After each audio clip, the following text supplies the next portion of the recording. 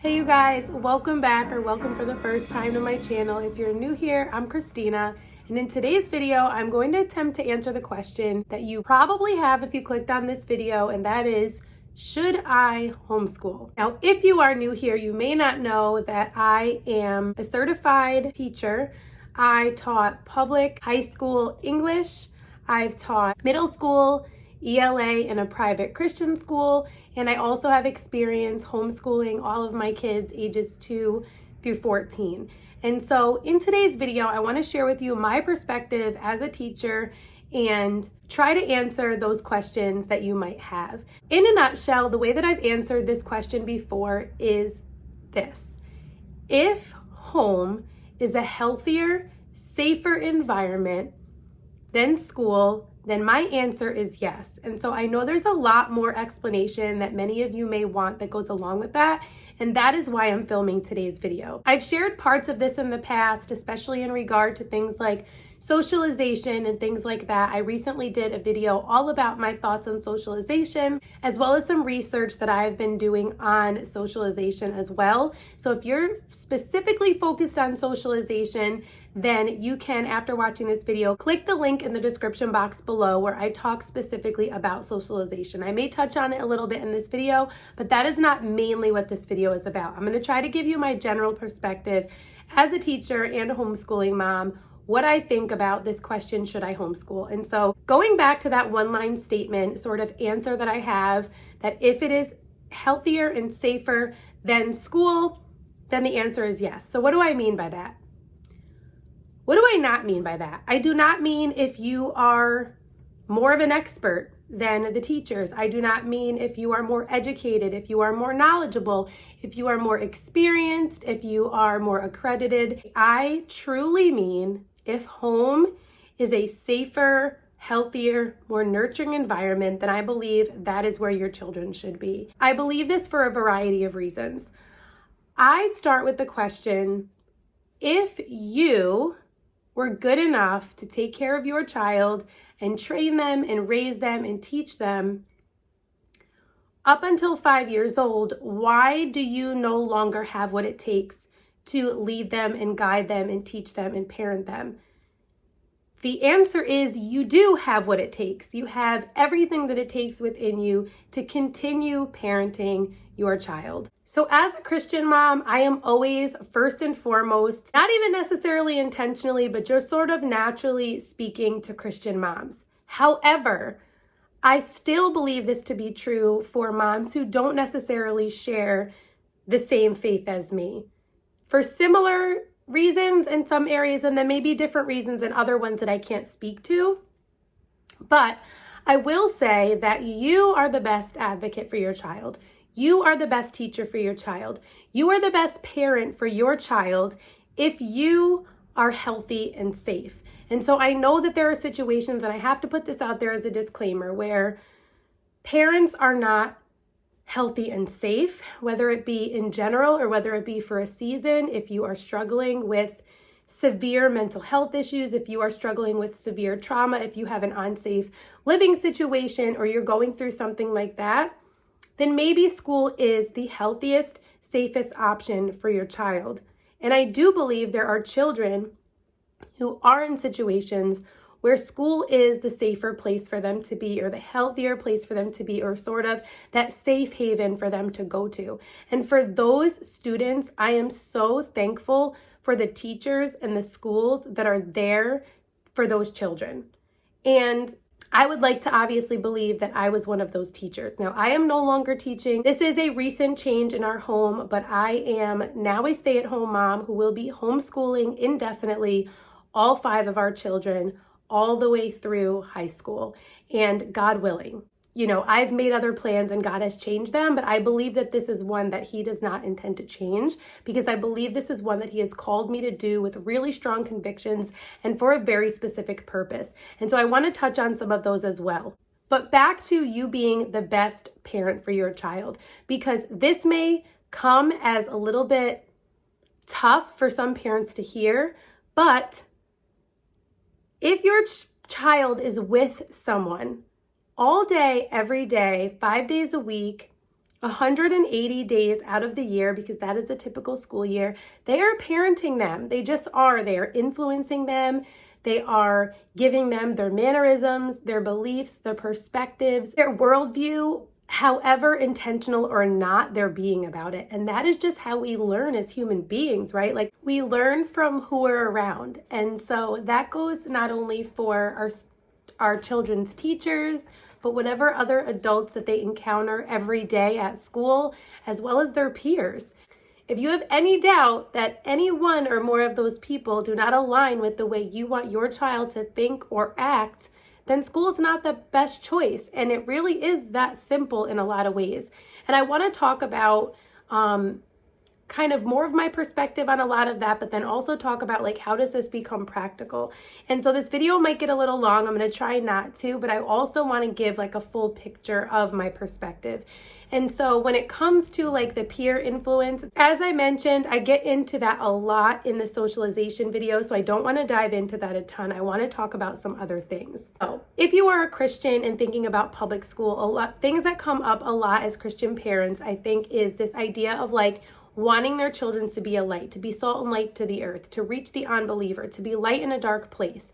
And although I feel like most of the time that's well-meaning, and maybe sometimes from a place of like defensiveness or putting a wall up and not wanting to have to think further into it, I think we have to really be careful with those scriptures regarding children. So I don't think that God expects for us to send our children out into the world without us to be salt and light. I do believe that as adults we are called to be that, but there are also many places in scripture where the Bible talks about come out from among them, to be set apart, to flee from the darkness, to flee from evil, to submit to God and resist the devil. So I don't believe that God is calling our children to be in the world for the majority of their day, for the majority of their week, their month, and their year, and their childhood. I don't believe he asks that of them.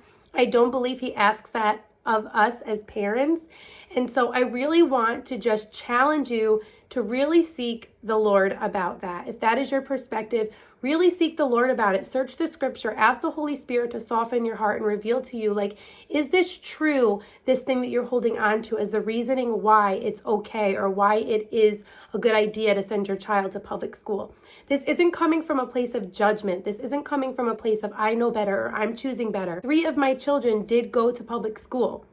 My oldest son went to public school all throughout elementary school and part of middle school. My second to youngest son went almost all through elementary school. And then my third child went to like part-time preschool, which was really a beautiful experience for the most part for her.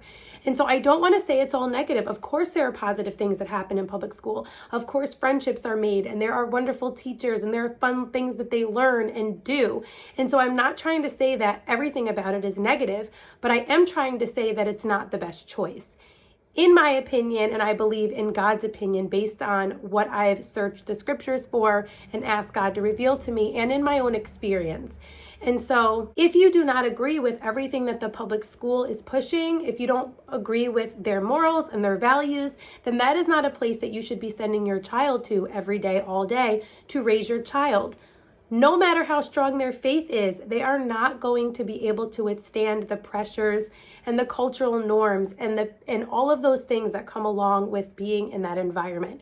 As adults, it's very hard for us to do that. So imagine for a child, no matter how strong their faith is. And even when it comes to private school, it does not mean that every private school, Christian private school teacher has the same perspectives and worldview as you. So yes, they may be a believer, but are they a spirit-filled believer?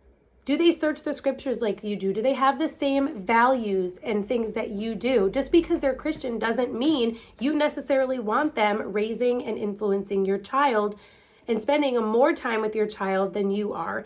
And so I just want to encourage you that, like, I think many of them have the best intentions to really feel called and serve the Lord and serve families and serve students, right? However, your children, I don't believe, are meant to navigate all of these different adult personalities and beliefs and probably conflicting beliefs and personalities and character traits and teaching styles and expectations. It's very confusing for children, especially when you get up into the middle and high school years to like meet all of these different expectations of all of these different teachers. And I do believe, yes, at some point you have to transition your kids to being able to like follow direction and things like that from someone other than yourself, because I can already hear the counter arguments and I've heard them before.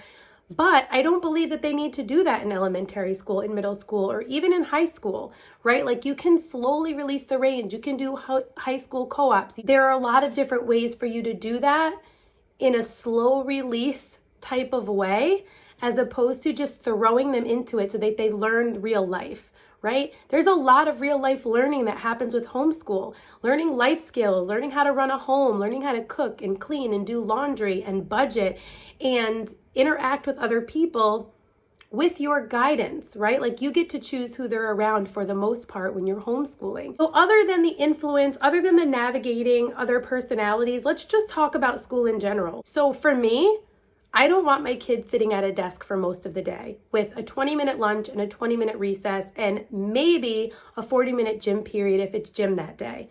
Maybe with a little art here or there, a little bit of music. I don't want them sitting under fluorescent lighting for the majority of their year. So for me, when you're homeschooling, you can school wherever you want. It doesn't need to be at home. It doesn't need to look anything like public school or private school. That I think is something that maybe a lot of parents don't know. If someone hasn't told them that, or they don't know people are homeschool, or they haven't seen different styles of homeschooling, there are certainly parents who try to recreate the school environment at home. There are certainly parents that have a very classical approach to education, a very traditional approach to education, but that is nowhere reflective of every homeschool parent, of every homeschool family, and of every possibility. There are parents that world school and they travel full time. There are parents that do on-schooling and they don't use curriculum at all. It's student-led and they learn through experience. There are families that do eclectic style homeschooling where they use some curriculum for certain subjects. They do family subjects where maybe they learn 1 or 2 or 3 or most of their subjects together as a family. So it doesn't need to be a situation where every student needs to have every subject at their grade level and you're like, how would I ever do that? That's very overwhelming. That is not what we do, and it's not probably ever what we will do. And so I just want to encourage you that it doesn't need to look like school. You don't need to be a certified teacher. You don't need to be an expert in every subject or topic. I am certainly not, you guys. And so just because I've been a teacher doesn't mean like, oh, you're a teacher, of course you can homeschool. Absolutely not. A lot of what you learn in school is not just your content area, but classroom management. A lot of that doesn't apply for homeschooling. Right? And so do I think there are benefits to the fact that I was trained as a teacher and I have experience as a teacher? Of course. But I also think that there are benefits to not having those things and mentalities that you need to like challenge all the time to make sure you're not pushing school values onto your kids when you're not looking to have those specific values. So I just want to encourage you that you are able to do this. And so if you're asking this question of like, can I homeschool? I'm also going to touch on in a minute, like, how do you make that work? Well, I don't think it's actually even possible for us to homeschool. I want to touch on that as well. But I want to continue along this line of like not sitting in a desk all day, not being inside all day. You could go a different place every day. You could go to the park. You can school on your couch, on the floor, on your front porch, in your backyard, at the park, wherever you want. You could go on field trips once a week, once a month, a couple times a week. You could go somewhere different every single day. You get to decide that. Your kid can stand up and read, or like my daughter goes on the trapeze in our playroom sometimes while we're reading. They'll stretch on the floor. Like kids are getting in trouble for not being able to sit all day still and quiet. And I know not every teacher in every classroom expects the children to sit still and quiet the whole day. So I'm not trying to like give these sweeping generalizations, but by and large, as a teacher, I can tell you that there is a lot of the day where your child is expected to sit and be still and be quiet and do their work and be in books. Sure, there's project-based learning. Sure, there are teachers that have them get up and have fun and sing and dance and all of those things. But there is a certain amount of like sit still and be quiet and do your work that takes place. That's not to say that my kids don't need to sometimes sit still and be quiet and do their work at home, because they do. But I can say to my kids, which I do, go out on the trampoline for a little while and we're going to come back. Like go out on the trampoline, get a snack, and then I'll meet you back in here in however long. And sometimes when they're having a great time, I just let them go. And when they get tired out and they're too tired to be like squirrely, then we start back up again, or maybe we start back up the next day. That's what I mean. Homeschooling gives you so much freedom, not just to connect with your kids, not just to choose curriculum, not to just choose how you approach subjects and from which worldview you approach those subjects, but just in every aspect. You get to decide, you get to have control over those things. So sure, depending on what state you are in, you will have certain requirements that you need to meet, but it is not anywhere near as stringent as you may believe. Like, I can speak from one of the strictest, highly regulated states in the country and say that we still have a ton of freedom in the way that we homeschool, and we are still able to meet the requirements that are asked of us by the state. And so I just want to encourage you, if you have that question, should I homeschool? I am here to tell you, I believe yes, you should. I believe it is the best option. Like I said, with the only disclaimer of like, if home isn't a healthy or safe environment for the child, and it truly is healthy or safer at school. I want to touch on really quick, what about, well, I can't. Both my husband and I work. There's no way we can homeschool. I challenge that because of the fact that I've been there, and not because I've lived this privileged life where I haven't had to worry about it. We've made a lot of sacrifices to be able to homeschool. If you followed our journey at all, I, up until very recently, was working full-time. My husband has on and off worked full-time and part-time and has traveled and done different things to make it possible for us to be able to, like, traveled for work and different things for shorter and longer periods of time in order for us to make it possible to homeschool. And so when I say to you that it is possible, I truly believe that. And I know people have different situations, but I do believe there are ways to get creative about it if it really matters to you. And so I want to touch on a couple of those things. So maybe you have figured it out and there's absolutely no way. My first question would be, do you need as many vehicles as you have? Do you need as expensive of vehicles as you have?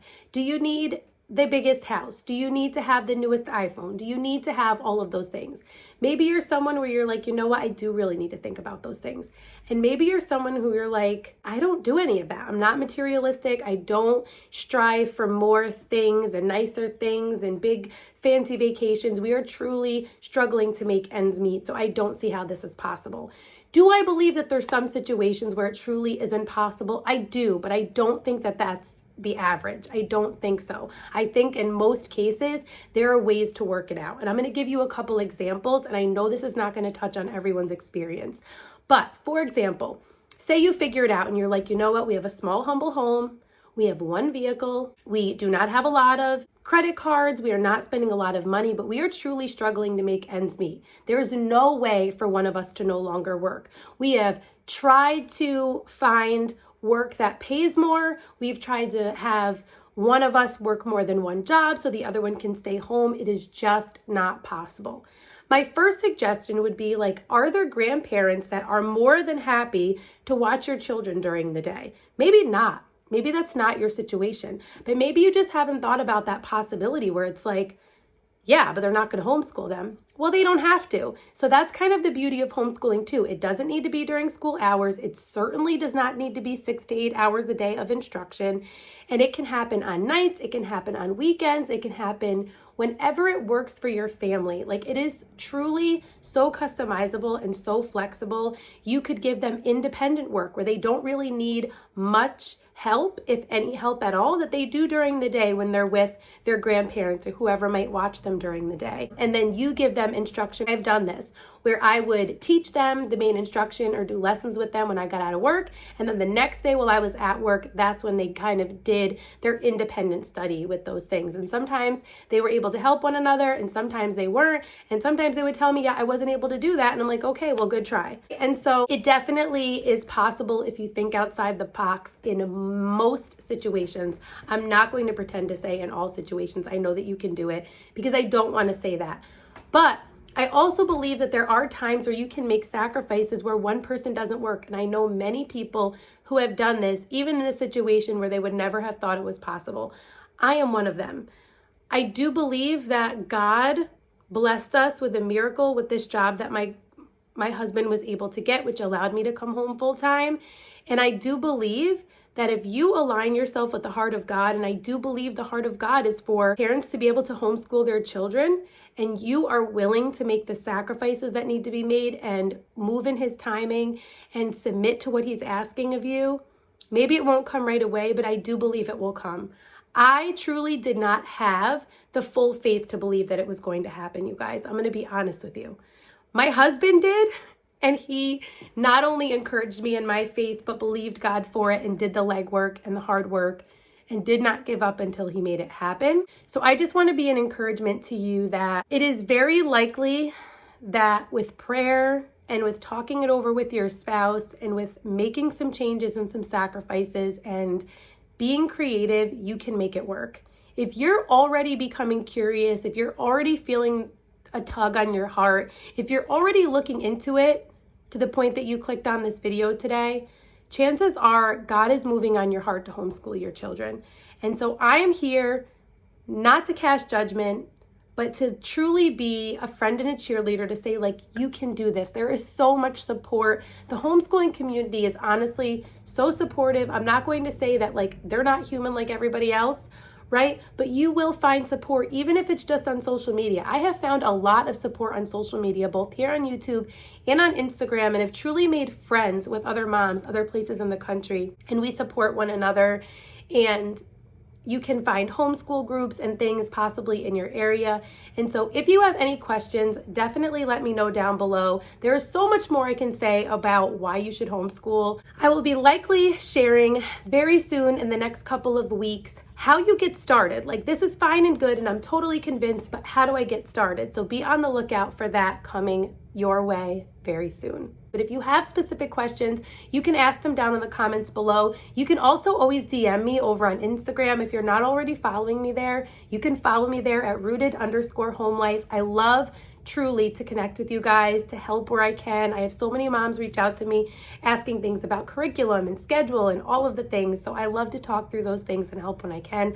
I do not have all the answers. I am not pretending to be an expert. There are certainly much more experienced homeschool moms than me, but I just want to extend that to you if that would help. So if you're new here, I would love if you'd introduce yourself down in the comments below. If you liked this video, please give it a thumbs up. If you're not already subscribed, I would love if you'd stick around. And I hope to see you soon in one of my next videos. Until next time, stay rooted.